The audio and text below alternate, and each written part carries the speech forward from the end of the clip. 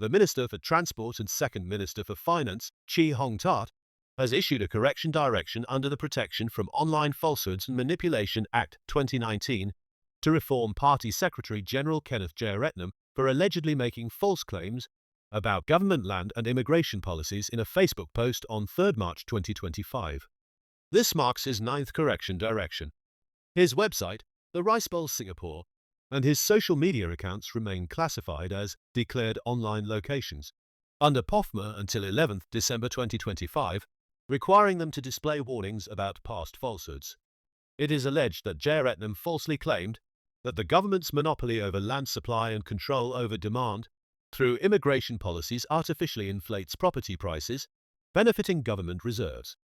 The government has dismissed recent allegations, offering clarifications on several key issues. Regarding land management policies, it emphasized that land sales are driven by Singapore's planning and development needs, not aimed at inflating land or HDB prices, a point previously addressed in a POFMA Correction Direction issued to Jeyaretnam on 4 July 2024.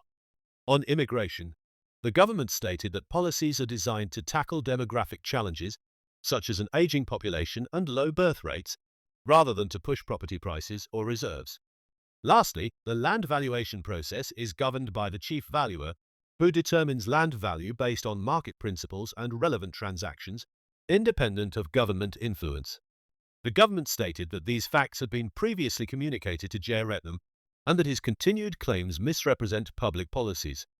Jeyaretnam also raised questions about Minister Shanmugam's rental of a government-owned property, which has previously been the subject of POFMA directions against him, questioning whether the rent had increased over the lease period and calling for greater transparency. He suggested that those questioning such matters face legal consequences under POFMA.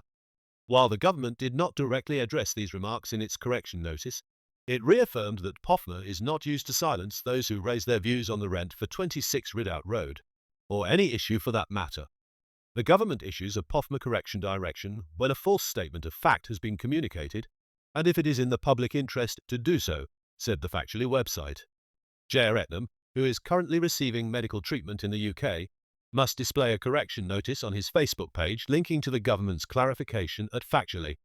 The government has urged Singaporeans to rely on official sources for accurate policy information.